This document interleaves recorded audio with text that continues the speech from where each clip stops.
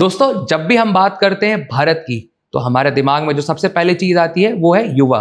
लेकिन इसी भारत में युवाओं की जो दुर्व्यवस्था है वो बहुत ही ज्यादा है। और आजकल एक चीज भी देखी गई कि जो युवा हैं वो गिग इकोनॉमी की तरफ बढ़ते जा रहे हैं, गिग वर्कर्स बनते जा रहे हैं।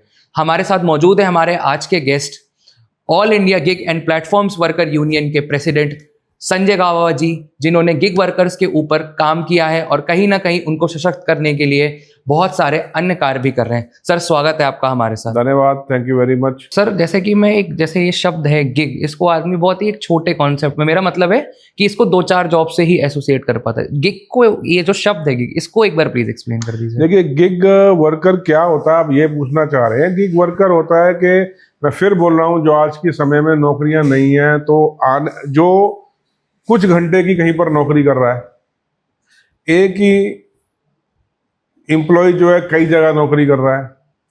मान लीजिए कोई स्विगी में भी कर रहा है 2-4 घंटे, जोमेटो में भी कर रहा है, फिर वो ब्लिंकिट का अपना मोबाइल पे ऐप ऑन कर लेता है, या वो घर से जा रहा है, घर से आ रहा है तो जो राइडर वाला एक रैपिडो हो गया, उसका ऐप ऑन कर दिया। तो जगह जगह जो घंटों के हिसाब से काम कर रहा है, जितने घंटे काम करेगा उतना पैसा मिलेगा। सोशल सिक्योरिटी के नाम पे उसे कुछ नहीं मिलता है, उसको गिग वर्कर बोलते हैं। ठीक है। उसका काम करने के घंटे तय नहीं है, जितना काम करेगा उतना पैसा, काम नहीं करेगा पैसा कम, काम करेगा थोड़ा सा पैसा बढ़ के मिल जाता, तो उसको गिग वर्कर बोला जाता है।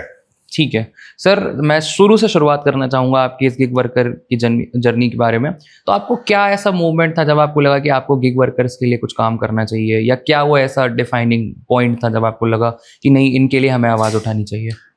देखिए, मैं ट्रेड यूनियन में तो हूँ और बहुत पुराने समय से मैं ट्रेड यूनियन कर रहा हूँ।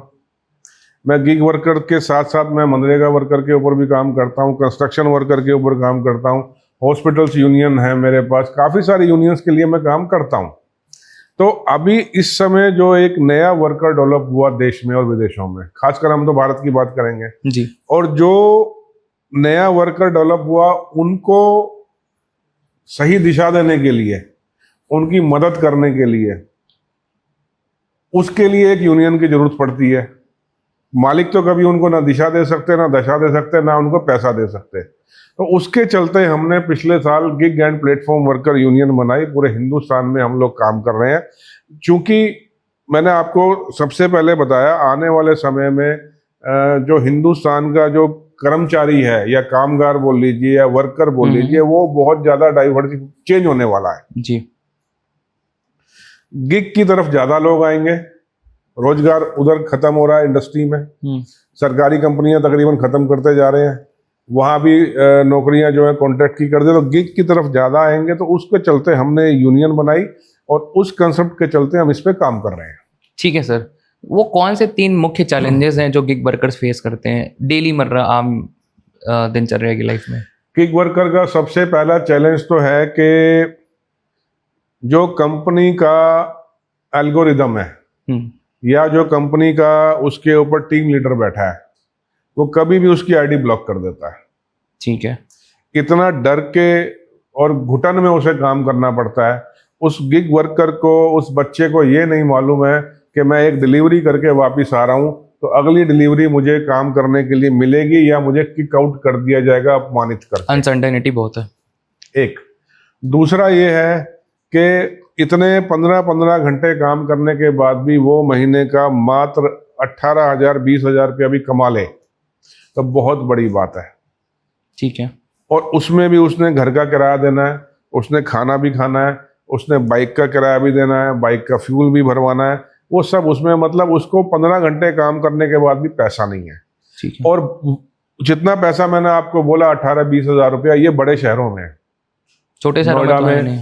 दिल्ली में, बॉम्बे में, कलकत्ता में, छोटे शहरों में चले जाओ, या आगरा में चले जाओ, मथुरा चले जाओ, आप अलीगढ़ चले जाओ, या फरीदाबाद चले जाओ, या और वहां पे 500 रुपया तो कमाना उसको रोज का मुश्किल है। 2, तीसरा, सोशल सिक्योरिटी के नाम पे कुछ नहीं है, ना उसको ईएसआई मिलता, ना उसको पीएफ मिलता, ना उसे बोनस मिलता, ना उसको कोई होली दिवाली छुट्टी मिलती। कहीं उसने, मतलब ठीक है उसकी अपनी मर्जी है कि मैं आऊँगा या नहीं आऊँगा, लेकिन जैसे और श्रमिकों को या वर्कर्स को या ऑफिसर्स को होली, दिवाली, ईद, तीज त्योहार पे उसको ऑफिशियली छुट्टी मिलती है पैसे के साथ। ये अपनी मर्जी से घर बैठ जाए तो बैठ जाए, नहीं तो कोई कंपनी की तरफ से इनको ब्लिंकिट हो गया, ओला हो गया, उबर हो गया, स्विगी हो गया, जोमेटो हो गया, रैपिडो हो गया, रिलायंस स्मार्ट हो गया, जियो मार्ट हो गया, कहीं कुछ नहीं, इनके लिए कहीं भी किसी के पास कोई सुविधा नहीं है। ठीक है सर, अभी आपने जो अपना पहला पॉइंट बोला था एल्गोरिथम वाला, मैंने भी बहुत लोगों से बात करी, कई डिलीवरी बॉयज से बात करी, रैपिडो वालों से बात करी, तो उन्होंने भी मुझे ये एल्गोरिथम का एक चक्कर बताया कि हमारी आईडी ब्लॉक हो जाती है, कि क्या एल्गोरिथम कितना बड़ा रोल प्ले कर रहा है और कौन है इसके पीछे, क्या कारण है। प्लीज़ एक बार ये जो एल्गोरिथम है गिग वर्कर्स का, जो लोगों को, आम जनता को या आम जनमानस को बहुत कम लोगों को पता है, प्लीज़ इसके बारे में आप बताइए। देखिए, एल्गोरिदम एक अदृश्य मालिक बन चुका है इनका। गिग वर्कर को ये नहीं मालूम, ठीक है, सुनता हुआ कि ब्लिंकिट के मालिक का फलाना नाम है, स्विगी के मालिक के शेयर ये हैं, रिलायंस का मालिक अंबानी जी है, लेकिन आज की डेट में हकीकत ये है उनका मालिक वो एल्गोरिदम एक अदृश्य ताकत बनी हुई है जो उनको चलाती है। अब उसका मैं आपको एग्जांपल देता हूँ। जी बिल्कुल। ये ब्लिंकिट का देखिए, जूम कर सकते हैं इसको, इस पे जूम कर दीजिए, बाकी हम स्क्रीन पे भी लगाएंगे। तो ये ब्लिंकिट के दिल्ली के 2 स्टोर का, ये 1 और 1 2 हमने अपने किसी वर्कर के मोबाइल से स्क्रीनशॉट लिया है। वर्कर का नाम हमने हटा दिया, वरना जिस दिन आपका पॉडकास्ट रिलीज होगा वर्कर की नौकरी खा जाएंगे ये। ठीक है। ये वाला एक स्क्रीनशॉट है, ये वाला जी, ये रानी झांसी रोड पे इनका स्टोर है।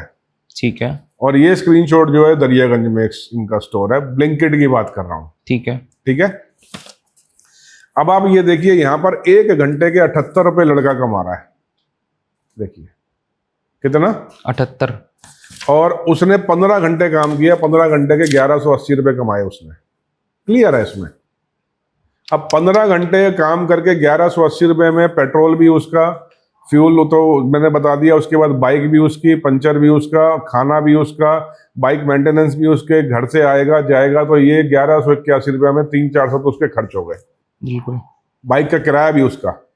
तकरीबन बाहर से गरीब घरों के बच्चे आए हुए हैं, दूर दराज के गरीब छोटे गांवों से, शहरों से दिल्ली आके धक्के खा के नौकरी करते हैं। 1181 रुपये आपके सामने है। अब एल्गोरिदम क्या है, इन्हीं के दरियागंज स्टोर पे उससे उसी टाइम में कुछ मदद करके स्ट्राइक हो गई एक दिन की। ठीक है। और स्ट्राइक होगी तो वहां के विधायक वगैरह उसमें इन्वॉल्व हो गए, ये लोग डर गए, तो इन्होंने पैसा बढ़ा दिया। ओके। ठीक है। अब यहाँ पर 78 रुपया घंटा है, यहां पर देखिए 158 रुपया घंटा है। डिस्क्रिमिनेशन नहीं है, तो भेदभाव है सीधा सीधा। यहां देखिए 13 घंटे काम किया और 13 घंटे में 1650 रुपया बच्चा कमा रहा है। यहां 15 घंटे काम किया और 1180 रुपया बच्चा कमा रहा है। ये एल्गोरिदम है। तो ये एल्गोरिथम क्यों, मतलब कोई इसको कोई इंसान संचालित करता है या फिर कोई ये अपने आप हो जाता है, क्या है? देखिए, कमांड तो कोई ना कोई इंसान देता ही है। ठीक है। कमांड तो देता ही है। तो लेकिन ये जब तक ये श्रम कानून के दायरे में नहीं आएंगे, जब इनको कंपनियां बोलती हैं कि ये हमारे पार्टनर हैं, अरे भाई पार्टनर है तो उसको बच्चे को शेयर दे दो अपनी कंपनी का। जब साल में शेयर का मुनाफा बटेगा तो उसके भी हिस्से में, गरीब के हिस्से में भी कुछ आ जाएगा।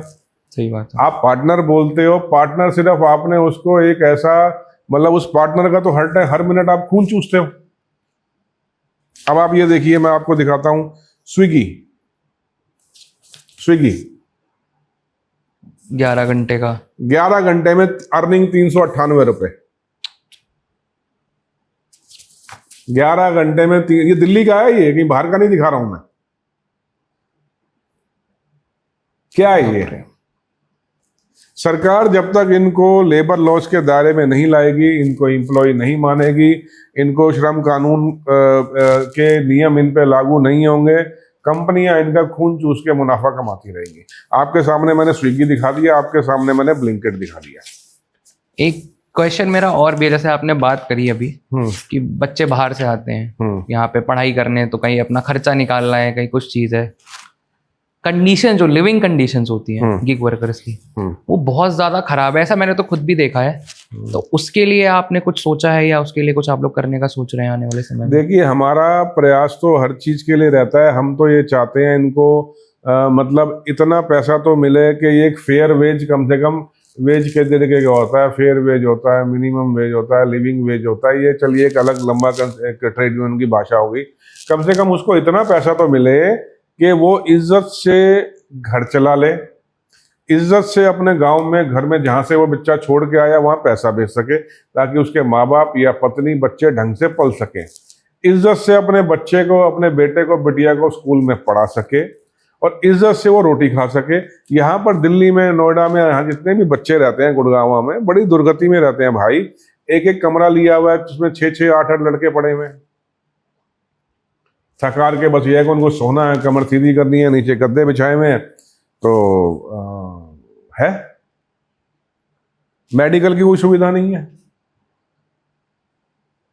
आपके सामने मैं दिखा रहा हूं, मतलब इनका तो इतना खून चूस रखा है। मैं आपको एक एग्जांपल और देता हूं जी। हिंदुस्तान का सबसे बड़ा इंडस्ट्रियलिस्ट कौन सा, नाम आप बताइए, आप बोलिए। अंबानी। अंबानी, अंबानी, अडानी। अंबानी जी, आपने सही नाम बोल दिया। मेरे को अभी पीछे फोन आया, 15 दिन पहले मैं एक ILO की मीटिंग में गया था हैदराबाद। ओके। निजामाबाद हैदराबाद से 3-4 घंटे की दूरी पे है। वहां से हमारी कहीं से वेबसाइट से नंबर लिया होगा, उसका बच्चे का मुझे फोन आया। ये रिलायंस का स्मार्ट बाजार है, थोड़ा जूम कर दीजिए, ये भी मैं आपको देता हूँ। ये निजामाबाद में। निजामाबाद में, और इसका स्टोर का नंबर है T42N। मैं नंबर दे रहा हूं स्टोर का, T42N, जियो मार्ट। ठीक है। अंबानी जी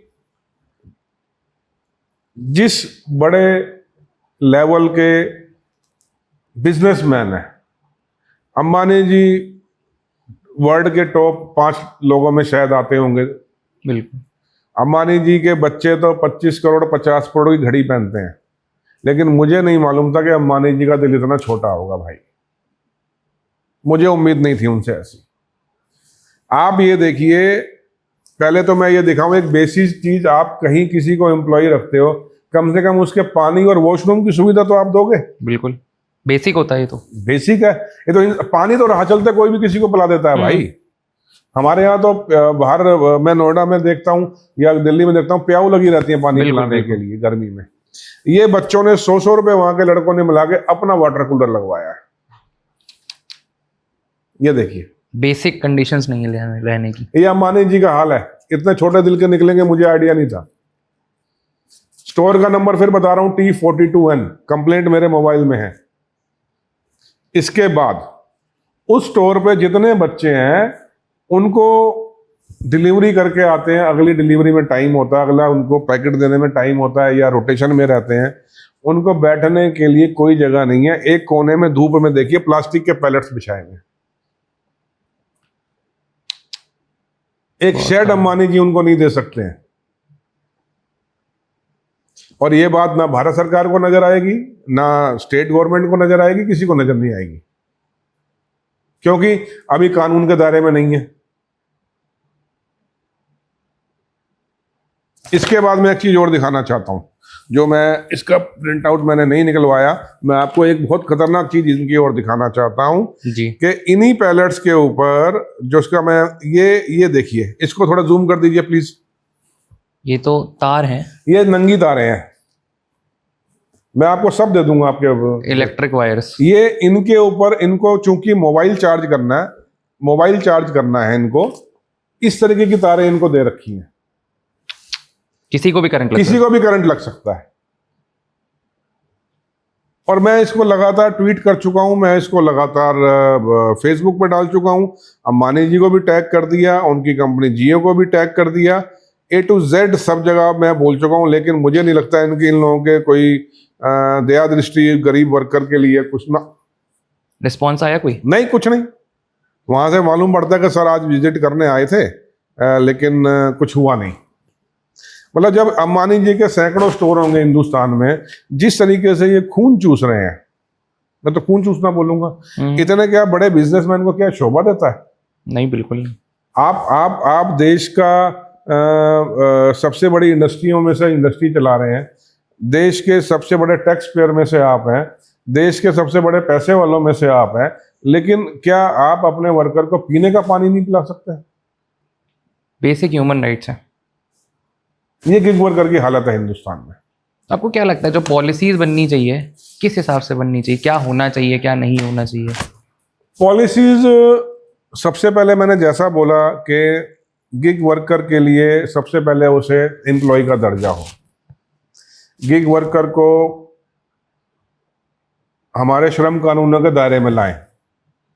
गिग वर्कर को सोशल सिक्योरिटी के नाम पे कुछ नहीं है, उनको सोशल सिक्योरिटी ईएसआई पीएफ के दायरे में लाएं।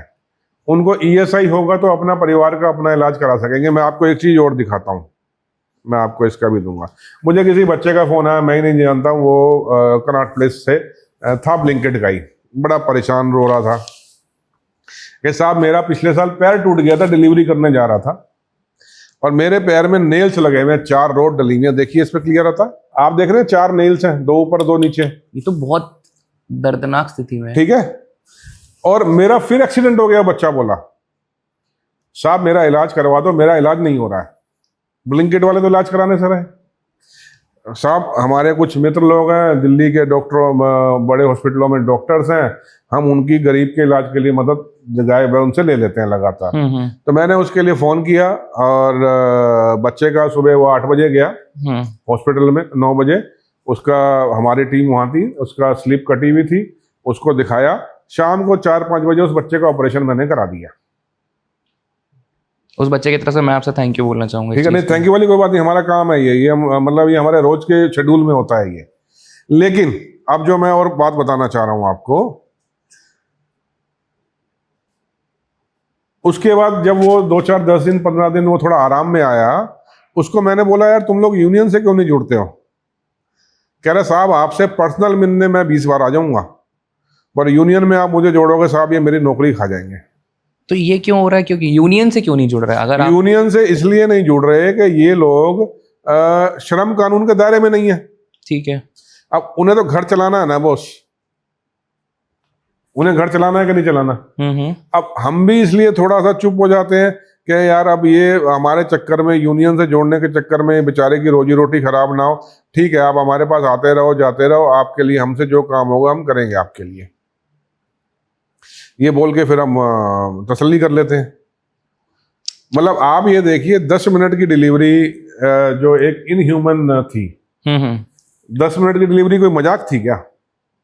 कैसे भागता था इंसान रिस्क में।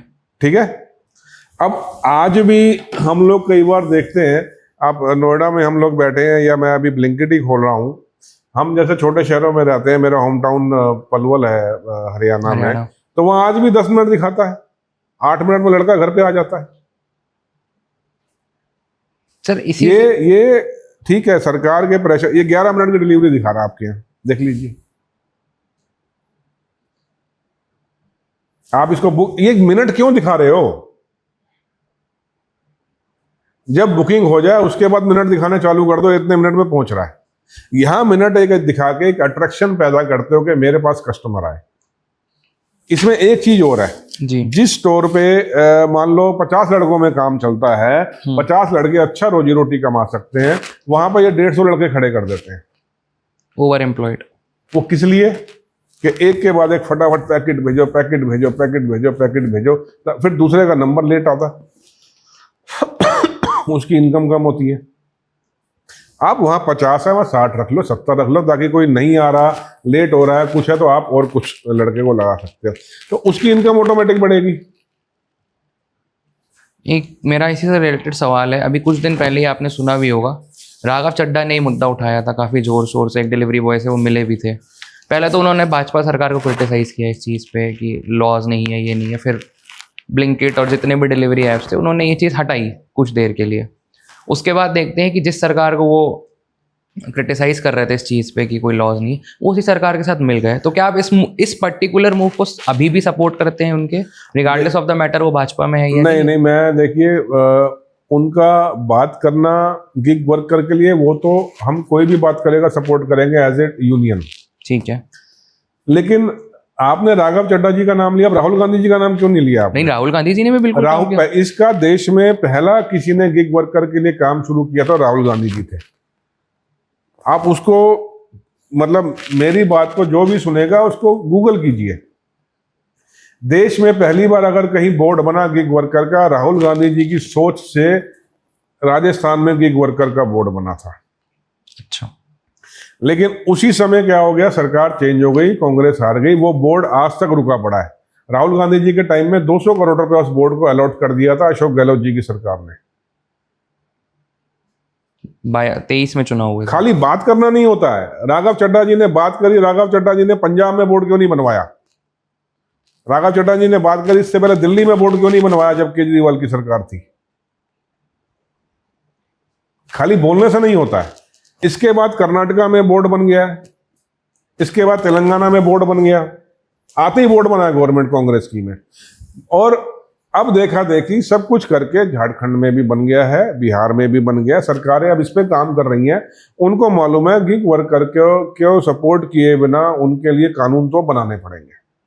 ठीक है, एक चीज मैं पूछना चाहूँगा, आपको ऐसा क्यों लग रहा है, या आपको से मेरा मतलब है इन जनरल, मैं यूथ से आता हूँ, बहुत सारे मेरे सामने वाले ऐसे लोग हैं जो यूथ से आते हैं, जो गिग इकॉनमी है देश में वो बढ़ती जा रही है कहीं ना कहीं, लेकिन उसको हम लोग स्टेबल इकॉनमी नहीं कह सकते। तो आप लोग को क्या लगता है कि आने वाले समय में जो गिग इकॉनमी है इसको ही स्टेबल इकॉनमी मानना चाहिए, या फिर गिग इकॉनमी को थोड़ा सा मोनेटाइज करके उसको बेटर वेजेस के साथ प्रेजेंट करना चाहिए जिससे कि वो स्टेबल इकॉनमी बने? देखिए, आपका प्रश्न बिल्कुल सटीक है कि गिग इकोनॉमी बढ़ रही है, और ये अभी तो थोड़ा सा ही हिस्सा एक है, ये बहुत बढ़ने जा रही है। आने वाले समय का पूरा business scenario, business concept change हो रहा है।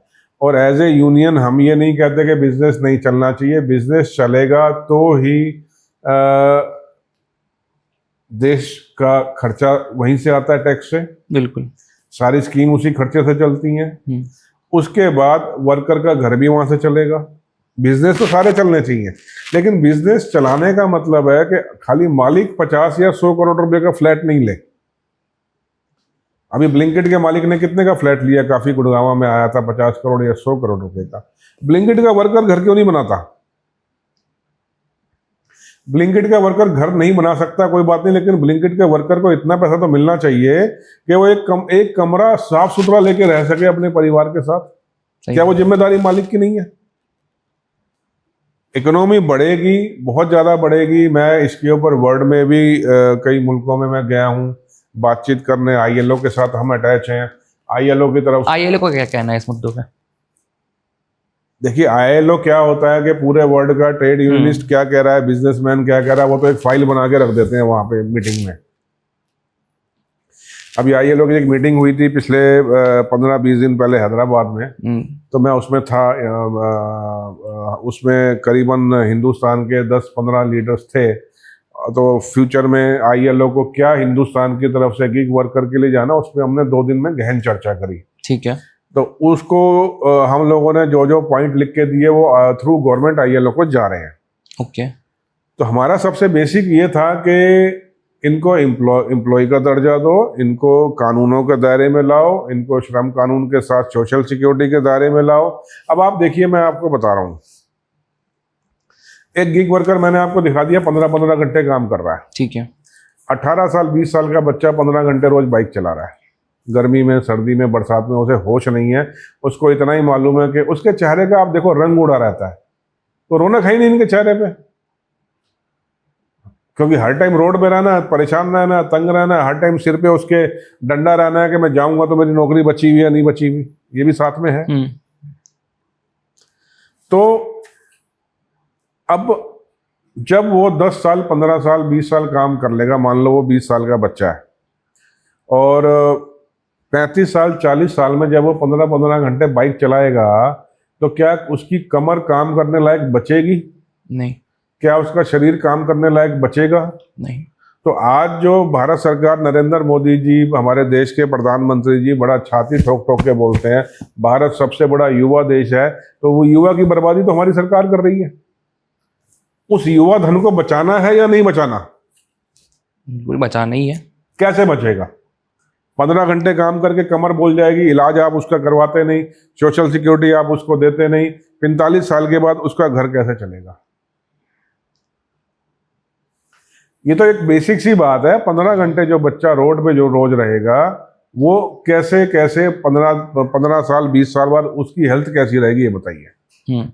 एक चीज़ अभी जैसे आपने बताया कि युवा, इसी से अगर मैं थोड़ा सा कॉन्ट्राडिक्ट करके बोलूँ, रैपिडो या उबर या जितने भी डिलीवरी की चीज़ें हैं, इसमें ना बहुत मेजर चंग ऐसा भी है जो 30-35 प्लस एज ग्रुप का भी है, जो डेली ये काम कर रहा है। और जब मैं, जैसे कि मैं कई बार रैपिडो से आता हूँ, तो मैं उनसे पूछता हूँ कि भैया आप क्या करते हो, क्योंकि मैं बात करता रहता हूँ लोगों से। वो कहते हैं हमारी नौकरी थी, नौकरी छूट गई, या फिर कोई अन्य कारण है छोड़नी पड़ी, जो भी चीज़ें हैं अन्य कारण है। लेकिन उसके अलावा युवा से लेके एक बहुत मेजर चंक जो है, ये ट्रांजिशनल शिफ्ट देखा गया है फॉर्मल एम्प्लॉयमेंट से गिग इकोनॉमी की तरफ या गिग एम्प्लॉयमेंट की तरफ।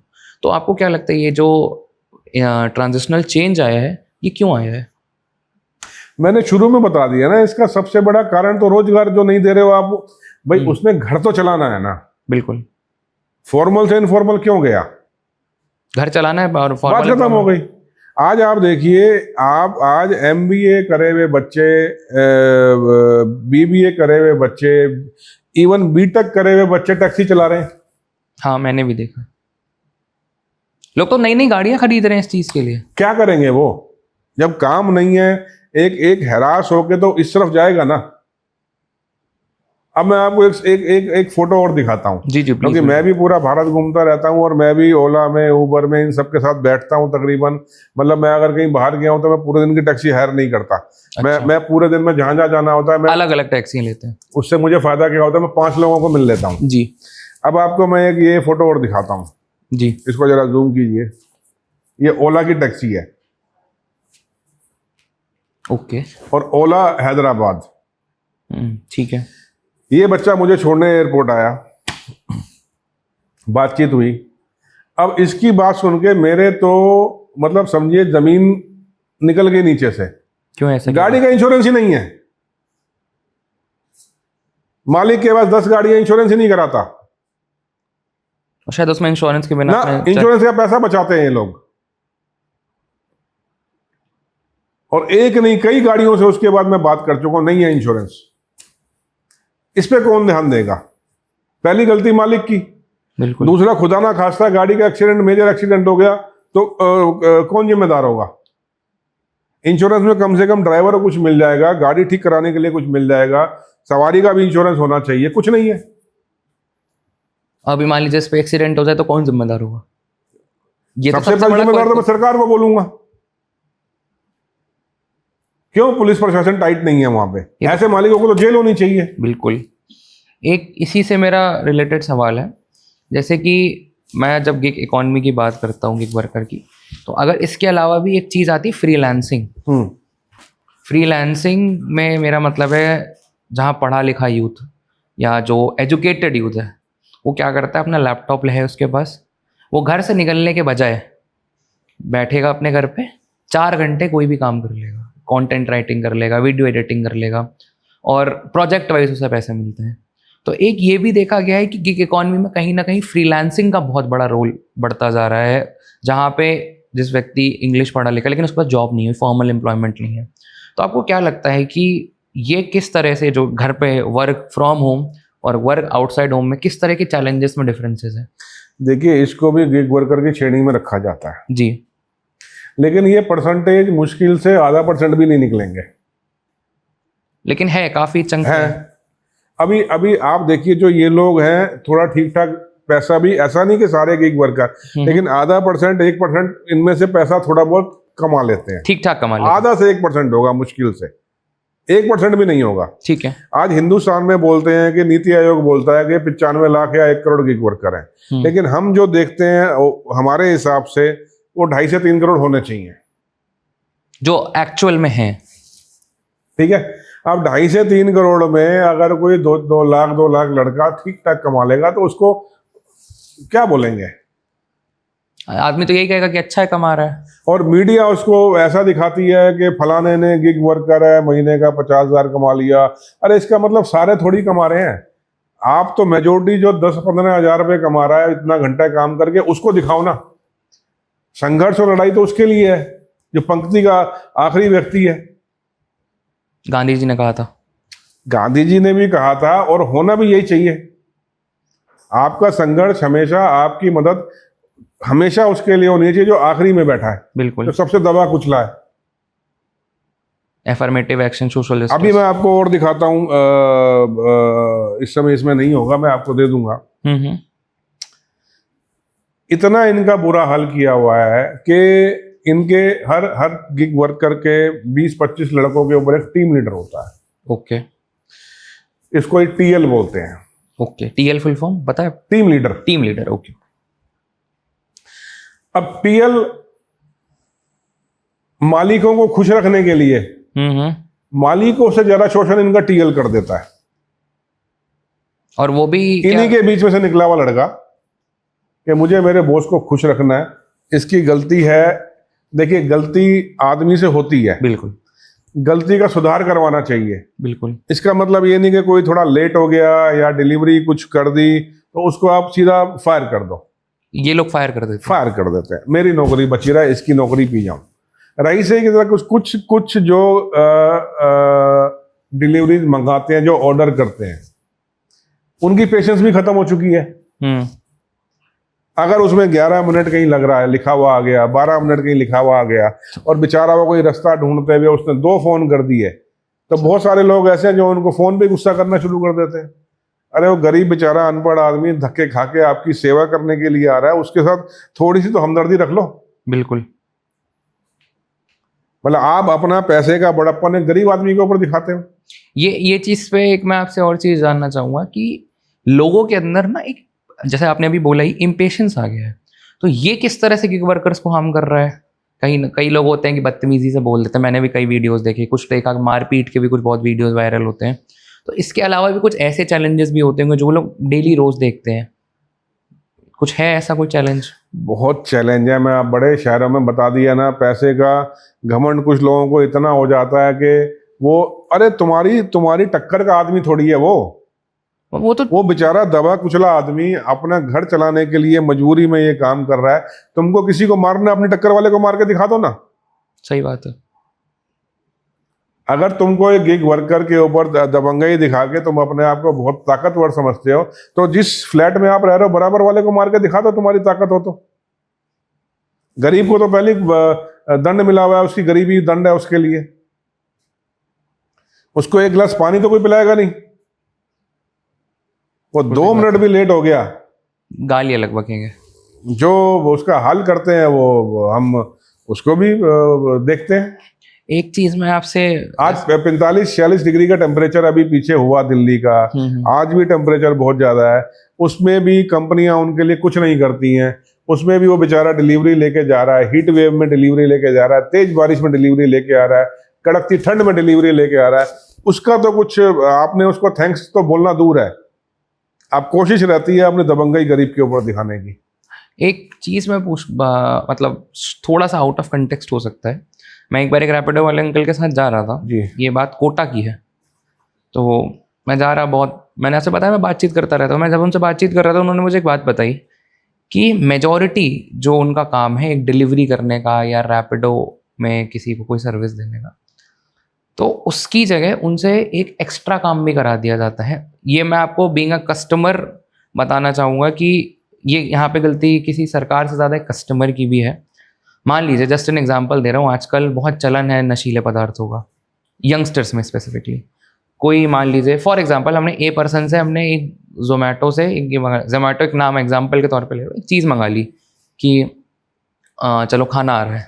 अब उसको फ़ोन कर दिया कि भैया हमारे लिए एक दारू की बोतल ले आना, एक सिगरेट की डिब्बे ले आना, हमारे लिए फलाना ले आना, ये ले आना, और आप जब आओगे तब हम उसके पैसे आपको दे देंगे। यहाँ पे बात इकॉनमी से ज़्यादा एक वर्क प्रेशर की, क्योंकि उससे आधे घंटे के टाइम स्पैन में 2 डिलीवरी करनी है, और वहीं पे जो कि होना ही चाहिए था एटलीस्ट 15 मिनट में डिलीवरी कर लेता है।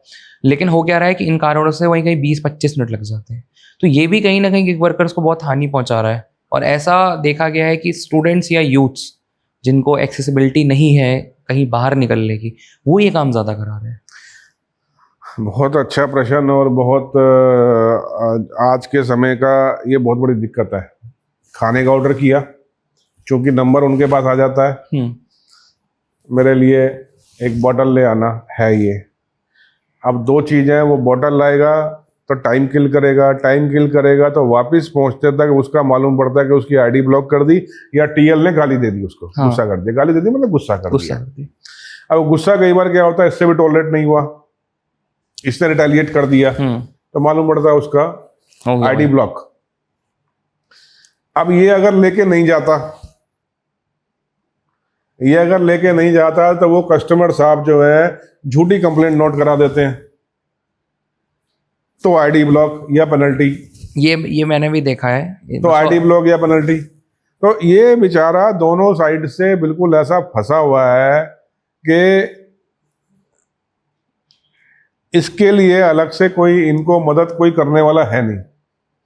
अगर ये कुछ कंप्लेंट करते हैं तो ये जो लड़कों ने या जिसने भी उससे बोतल मंगाई उसको पीटने को तैयार बैठे हैं। हाँ, ये तो बहुत है। और अगर वो कंप्लेंट कर देते हैं और ऐसी कंप्लेंट कर देते हैं, पीटने से ज्यादा हो जाता है। ये समस्या के लिए कुछ ना कुछ जो हम बार बार बोल रहे हैं, इनको लेबर लॉज के दायरे में लाएंगे, सोशल सिक्योरिटी के दायरे में लाएंगे, तब तक इन्हें कोई मदद नहीं मिल सकती जब तक दायरे में नहीं लाते। क्या लेबर लॉज में कोई ऐसा एग्जिस्टिंग लॉ है जो इनको कवर कर सकता है, या फिर हमें नया ही बनाना पड़ेगा? ये लॉ के दायरे में आते ही नहीं है ना। नहीं, आते नहीं। अगर अभी जैसे लेबर लॉज, कुछ एग्जिस्टिंग लेबर लॉज भी हैं, क्या उसका कोई भी ऐसा पार्ट है जहाँ पे अभी गिग वर्कर प्रोटेक्शन तो है? प्रोटेक्शन है। हाँ, क्यों नहीं है? आपके मारपीट थोड़ी कर सकते हो भाई। आज मान लीजिए एक समझिए बाइक बन रही है हीरो की जी, एक होंडा की बाइक बन रही है। अब कॉन्ट्रैक्टर जो वर्कर से काम ले रहा है, कोई मारपीट थोड़ी कर सकता है। बिल्कुल। एक बात, या वो बाइक जो कस्टमर के पास चलेगी, बाइक में कोई प्रॉब्लम आ गई, वो थोड़ी मारने चला जाएगा जिसने बाइक बनाई है उस वर्कर ने। ठीक बात है, ठीक बात है। यहाँ तो ये वर्कर है, इसको इसका टीएल भी निकलवाने का पूरा प्रयास कर देता है, इधर कस्टमर भी इसको पीट देता है। ये तो पेंडुलम बने हुए बेचारे, इधर से भी उधर से भी। और उसके साथ एक सबसे बड़ी प्रॉब्लम है, वो गिग वर्कर के लिए मैं बोलना चाहता हूं भाई, आप लोग डर के मारे यूनियन से नहीं जुड़ते हो। आपको जब काम होता है तब आप हम जैसे लोगों के पास आते हो मदद मांगने, हम आपकी मदद निस्वार्थ करते हैं। मेरे को खासकर दिल्ली के बहुत गिग वर्कर पर्सनली मुझे जानते होंगे। सैकड़ों का मैं ट्रीटमेंट एक फोन पे कराता हूं। किसी को भी घर में कोई हारी बीमारी रहती है, आप जब तक पूरे भारत में मैं अपील कर रहा हूं, जब तक संगठित नहीं होगे, किसी भी संगठन के साथ जुड़ो। संगठन में ही शक्ति है, यूनियन ही आपको बचा सकती है, यूनियन ही आपका भविष्य बना सकती है। आप डरोगे तो ऐसे ही पिसते रहोगे। आज भी जो थोड़े बहुत काम आपकी फेवर में हो रहे हैं, थोड़ी बहुत जो आपकी प्रोडक्शन हो रही है, जो जगह जगह जो यूनियंस आपको सपोर्ट कर रही हैं, चाहे आप उनके साथ हैं या उनके साथ नहीं हैं, तभी बचे हुए हो। आने वाले टाइम में अगर आप यूनियन को मजबूत नहीं करोगे, गिग वर्कर यूनियंस को मजबूत नहीं करोगे, आपका कुछ नहीं हो सकता। डरो मत, डरोगे तो ऐसी परेशान रहोगे। डरोगे नहीं, यूनियन से जुड़ो। मान लीजिए आज कोई 20,000 वर्कर दिल्ली में जुड़ जाता है यूनियन से, किसी की मजाल है? कोई एक भी लड़का निकाल के दिखा दे दिल्ली में से, एक स्टोर निकाल के दिखा दे। तो आप 20,000 की बात कर रहा हूं, 2,000 नहीं है मेंबरशिप। किसी के साथ जुड़ो, ए के साथ जुड़ो, बी के साथ जुड़ो, सी के साथ जुड़ो, कहीं जुड़ो, लेकिन जब तक संगठन को मजबूत नहीं करोगे, आप लोग संगठित नहीं होगे, आपका इस तरीके से शोषण होगा और शोषण आने वाले समय में बढ़ेगा। पूंजीपति लोग, पैसे वाले लोग सिर्फ बिजनेस चलाना चाहते हैं और उनको दो ही चीजें, बिजनेस कैसे बढ़ेगा, मेरा मुनाफा बढ़ेगा। जहां उनको मुनाफा चाहिए, मुनाफा आपका शोषण को बढ़ा के ही उनको मिल सकता है। मैं आपके माध्यम से फिर अपील कर रहा हूं, संगठित बनो, यूनियन को मजबूत करो। यूनियन मजबूत होगी, आपके लिए यूनियन दम लगा के लड़ेगी।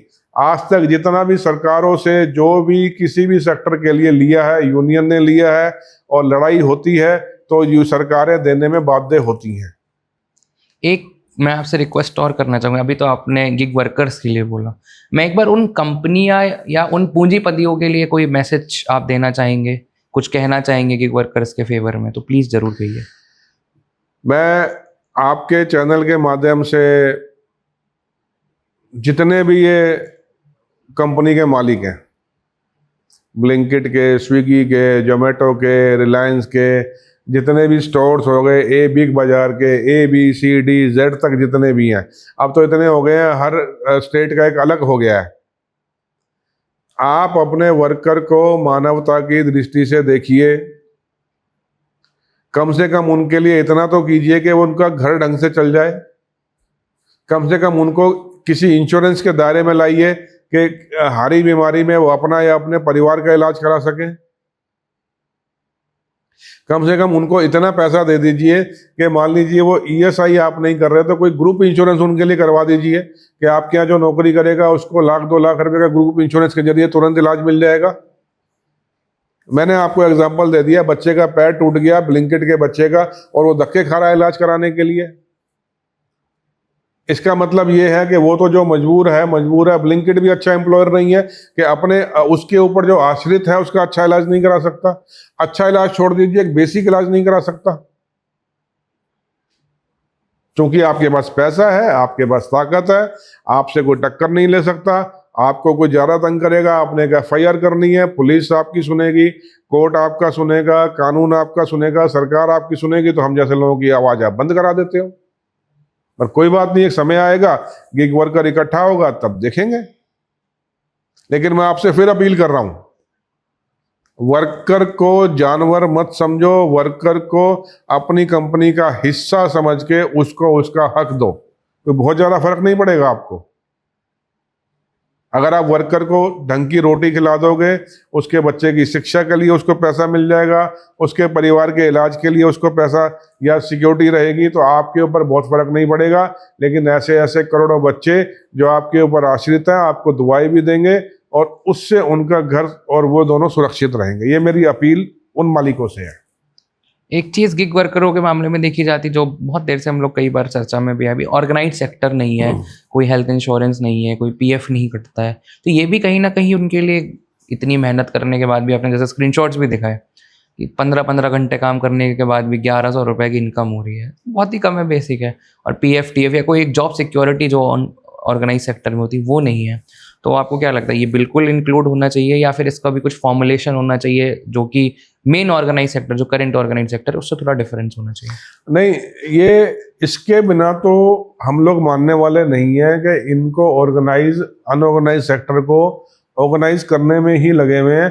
इनको इसलिए मैं बार बार बोल रहा हूँ कि इनको लेबर लॉज के दायरे में लाएंगे, इनको एम्प्लॉयज का दर्जा देंगे, सब कुछ मिलेगा। ठीक है, नहीं देना, आप पार्टनर बोल तो शेयर दे दो कंपनी के। आपको भी पता है कितना शेयर में, मैं तो कह रहा हूं शेयर दे दो, बनाओ पार्टनर ना। तो दोस्तों, आपने देखा कि कैसे इतनी बड़ी व्यवस्था बहुत ही ज़्यादा दुर्व्यवस्था बन चुकी है। अब मैं ऐसा इसलिए कह रहा हूँ क्योंकि इतना मेजर चंक जो यूथ का है, वो जिस काम में लगा हुआ है, जिन चीज़ों में लगा हुआ है, उन पे किसी का पर भी कोई कंट्रोल नहीं है। मैं बहुत बहुत धन्यवाद करना चाहूँगा संजय जी का और उनके जैसे उन तमाम लोगों का जो गिग वर्कर्स के लिए सोचते हैं, निस्वार्थ सोचते हैं। सर, बहुत बहुत धन्यवाद हमारे साथ जुड़ने के लिए। देखते रहिए द न्यू स्टूडेंट और जुड़े रहिए ऐसे ही सामाजिक मुद्दों के लिए। धन्यवाद। जय हिंद, जय भारत। Thank you.